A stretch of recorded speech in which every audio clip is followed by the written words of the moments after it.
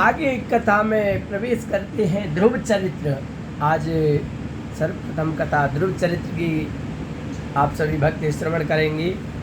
मनुवाच, मनु जी महाराज कहने लगे, प्रियव्रतोत्तान पादो शतरूपापते सुते वासुदेवस्य कलया रक्षायां जगता स्थितो। मनु महाराज ने अपनी शतरूपा नाम की भार्या से भगवान की कला से प्रियव्रत और उत्तानपाद नाम के 2 पुत्र पैदा हुए और ये जगत की रक्षा में स्थिर हुए। जाये उत्तानपादस्य सुनीति सुरुचिस्तयो सुरुचि प्रेयसी पत्न्यों नेतरायत्सुतो ध्रुवः। राजा की 2 रानियां सुरुचि और सुनीति। सुरुचि महाराज उत्तानपाद को अधिक प्यारी थी, जबकि ध्रुव की माँ उतनी प्यारी नहीं थी। सुरुचि के पुत्र का नाम था उत्तम। जो सुरुचि थी राजा की जो पहली रानी थी, उनका नाम था उत्तम। सुरुचि का क्या अर्थ होता है? अपने आप में रुचि रखने वाले को सुरुचि कहते हैं। सुनीति नीति को बुद्धि चलाती है और उत्तम का अर्थ है पदार्थ। ध्रुवो वैकुंठ। एक दिन महाराज महल में सुरुचि के पास उसके पुत्र उत्तम को लेकर बैठे थे।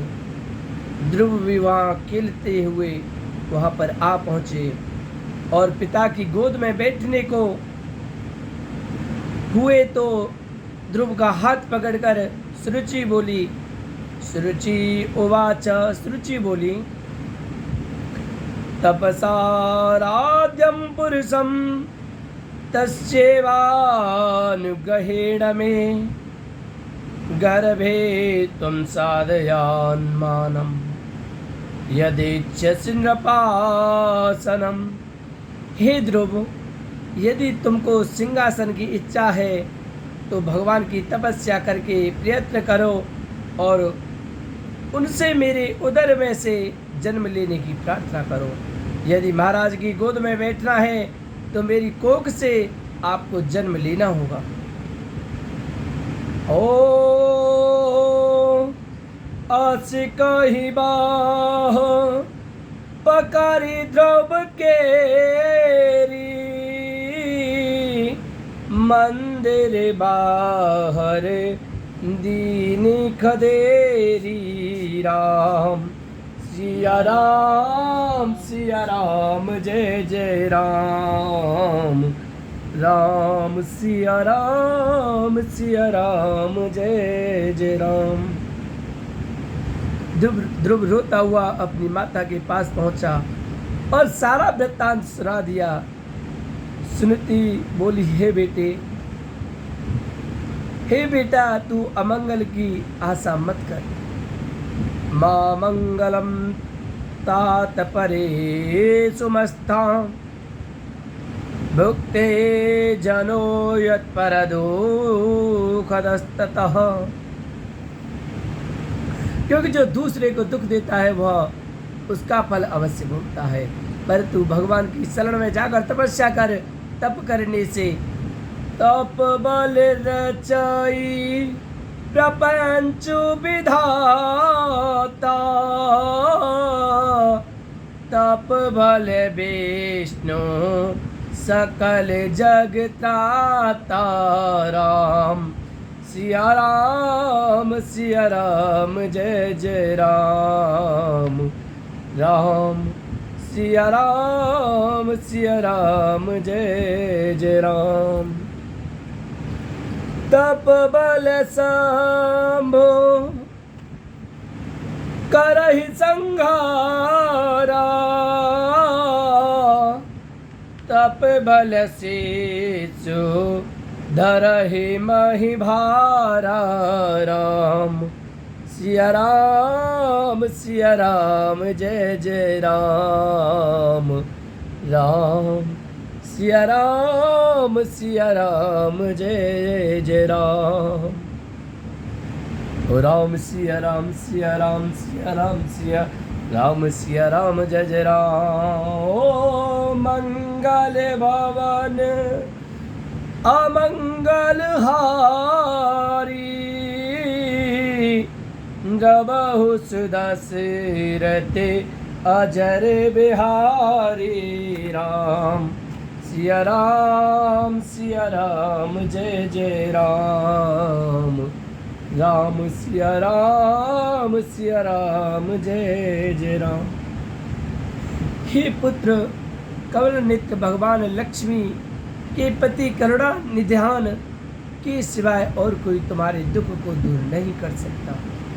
सुरुचि को अब अभिमान हो गया है, इसी कारण उसने शील व संतोष को छोड़ दिया है। ओम ज्ञान गरीबी गुण धर्म नरम बचन निर्मोष तुलसी बहुन छाड़िए सत्यशील संतोष। कबीरा नौका काठ की खड़ी बिरानी धार केवट स्यों पर चे नहीं कैसे उतरे पार। बेटा जैसे तेरी माता ने तुझे उपदेश दिया है कि भगवान की तपस्या कर, क्योंकि बिना भजन के आलस में आकर जीव अपना जीवन निरर्थक कर देता है। आलस कबहु न कीजिए आलस कर समुजान आलस ते विद्या घटे बल बुद्धि की हो हानि। अगर तुम ठान लो तारे गगन के तोड़ सकते हो, अगर तुम ठान लो तूफान का मुंह मोड़ सकते हो। अतः बेटा तुम एकांत में जाकर भगवान का भजन करो, भगवान आपको अवश्य दर्शन देंगे। साधु संग हरि भजन न भाबा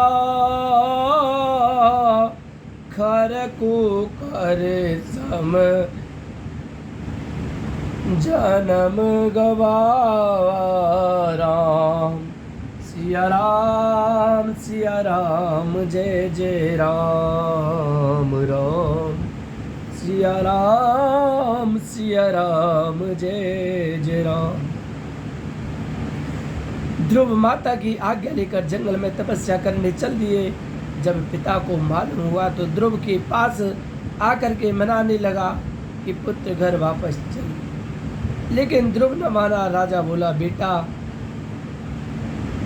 1/4 राज्य ले लो, नहीं माना। फिर आधा राज्य देने को कहा, लेकिन ध्रुव फिर भी नहीं माना और बोला पिताजी मात ने जब गोद से दीन्यो मोहि उतारे तब ही क्यों न सवार्यो मोह करत अब हारे।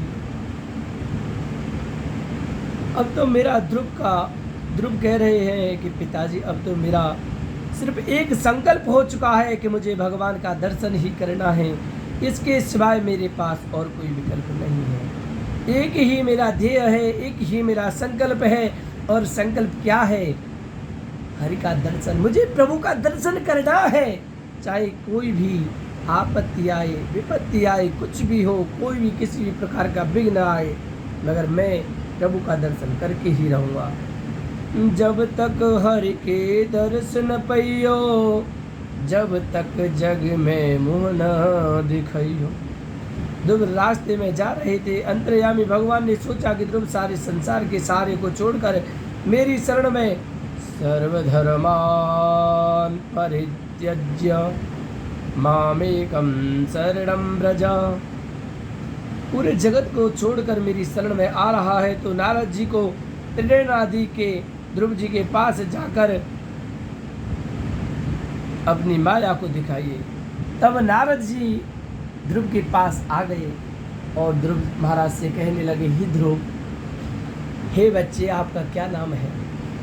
ध्रुव विनय स्वर में कहने लगा, हे प्रभु, हे संत भगवान, मेरा नाम ध्रुव है। पुत्र, आप कहाँ जा रहे हो? नारद जी कहते हैं ध्रुव जी से कि पुत्र, आप कहाँ जा रहे हो? ध्रुव जी कहने लगे, प्रभु, मैं भगवान का भजन करने जंगल के लिए जा रहा हूँ। जब इतना नारद जी ने सुना, नारद जी कहने लगे कि जंगल में बहुत बड़े बड़े जानवर हैं, वो आपको खा जाएंगे, आपका प्राण हर लेंगे। ध्रुव जी महाराज कहने लगे कि प्रभु, मुझे मरने से कोई भय नहीं, मुझे बस एक ही लगन है। कैसी लगन है?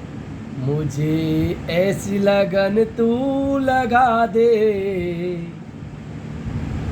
मुझे ऐसी लगन तू लगा दे, मैं तेरे बिना पल ना रहूं, मैं तेरे बिना पल ना रहूं, मैं तेरे बिना पल ना रहूं, मुझे प्यार वाला दीप जला दे, मुझे ऐसी लगन तू लगा दे, मैं तेरे बिना पल ना रहूं। जब इस प्रकार की बातें सुनी ध्रुव जी महाराज की, नारद जी कहने लगे कि चलो पुत्र, कोई बात नहीं, पर ये बताओ, आपने कोई गुरु बनाया है? तो ध्रुव जी महाराज कहने लगे कि मैंने तो कोई गुरु नहीं बनाया। तो फिर जब तक हम गुरु नहीं बनाएंगे, ध्रुव जी महाराज से नारद जी कहने लगे, जब तक आप गुरु नहीं बनाओगे, तब तक आपका उद्धार नहीं हो सकता। आप भगवान का भजन, भगवान का नाम नहीं ले पाओगे, क्योंकि जब तक हम गुरु नहीं बनाते हैं, शास्त्र ऐसा कहते हैं कि जब तक हम हरि का कोई, भगवान का कोई नाम उच्चारण नहीं कर सकते। इसलिए हमें पहले सर्वप्रथम गुरु बनाना चाहिए, उसके बाद में हमें भजन करना चाहिए। तो जब ऐसी सारी बातें सुनी नारद जी ने ध्रुव जी की, तो ध्रुव जी से नारद जी कहने लगे, कोई नहीं, आपने कोई गुरु नहीं बनाया है, तो मैं ही आपका गुरु बन जाता हूँ। तो ध्रुव महाराज को उन्होंने एक मंत्र दिया। कौन सा मंत्र? जो 12 अक्षर मंत्र है, ओम नमो भगवते वासुदेवाय, ओम नमो भगवते वासुदेवाय। इस प्रकार से ध्रुव जी महाराज भजन करने लगे, हाथ में माला लेते हुए, और ओम नमो भगवते वासुदेवाय एक माला फेर दिया, ओम नमो भगवते वासुदेवाय दूसरा मोती फोड़ दिया, ओम नमो भगवते वासुदेवाय तीसरा मोती फेर दिया। इस प्रकार से वो भजन कीर्तन सत्संग भगवान का नाम उच्चारण करने लगे और वो जंगल के लिए निकल गए। नारद का जो अर्थ है, नारद का अर्थ है ना प्लस रद, जो आसक्त ना हो। नारद यानी कलह प्रिय नारद। नारद जी को घर में कलिश करवाना बहुत अच्छा लगता है। शास्त्र ऐसा कहते हैं कि नारद जी को जिसके दर्शन हो गए, नारद जी जब किसी भक्त से जाकर मिलते हैं तो समझ लो कि कोई बात चिंतनीय है, और जिसको नारद जी के दर्शन हो गए, समझ लो उसे भगवान के दर्शन जरूर होंगे। ऐसा शास्त्र कहते हैं, मैं नहीं कह रहा हूँ भक्तों, ऐसा शास्त्रों में लिखा हुआ है। नारद एक कहते हैं नारद, जिसकी बात कभी रद्द ना हो उसे कहते हैं नारद। नारद इति नारदः। ध्रुव ने नारद जी को सारा वृत्तांत सुना दिया। नारद जी बोले, हे बालक, घोर जंगल में तुमको शेर, रीछ आदि जंगली जानवर खा जाएंगे। वृद्धावस्था आने पर भगवान को जो प्राप्त करने का यत्न कर आप घर वापस चले जाओ। ध्रुव बोला, हे प्रभु, मेरे प्रभु मुझे दर्शन अवश्य देंगे, क्योंकि बिना भगवान की कृपा के बड़े भाग जब जानिए, जब मिलने आवे संत, संतन को मिलनो करे, सब कष्टन को अंत। तुलसी संत सुअम्बतरो, फूल परई परहेत,